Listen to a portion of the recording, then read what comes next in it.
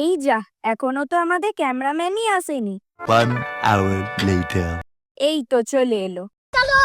Hello বন্ধুরা, আবারও চলে এলাম একটা নতুন মিনি ভ্লগ নিয়ে।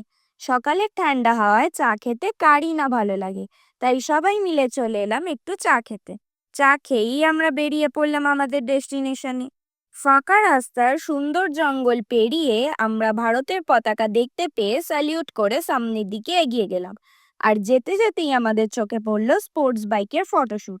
ওই দেখো, আর গাড়ি নিয়ে যাওয়া যাবে না, তাই হেঁটে যেতে হবে। তাই আমরা জঙ্গল দিয়ে হেঁটে পাহাড় পর্বত পার করে ফাইনালি আমরা দেখতে পেলাম সেই সুন্দর দৃশ্য, যার নাম টেক্সাস রক ভ্যালি। তাই এই খুশিতে একটু আনন্দও করে নিলাম। আর ওই দেখো, বাহুবলীর এই গানটা এখানে শুট করা হয়েছিল। লোকেশনের আইডিয়া দেওয়ার জন্য সানির একটু প্রশংসাও করে নিলাম।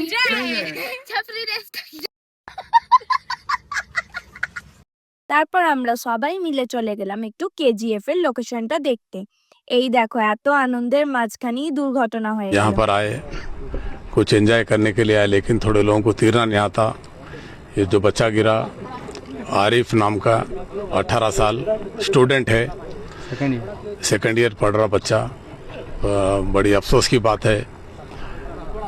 हम कई बार बोलते हैं तीरना अगर आ गए तो आओ, क्योंकि आइडिया नहीं है ये क्रेशर के गड्ढे है, कहाँ डीप है नहीं बोल सकते, नहीं बता सकते। নিজেরা মজা আনন্দ করবে নিজেদের সাবধানতা বজায় রেখে। আরো মজার মিনি ব্লগস দেখার জন্য চ্যানেলটাকে সাবস্ক্রাইব করে নাও। টাটা।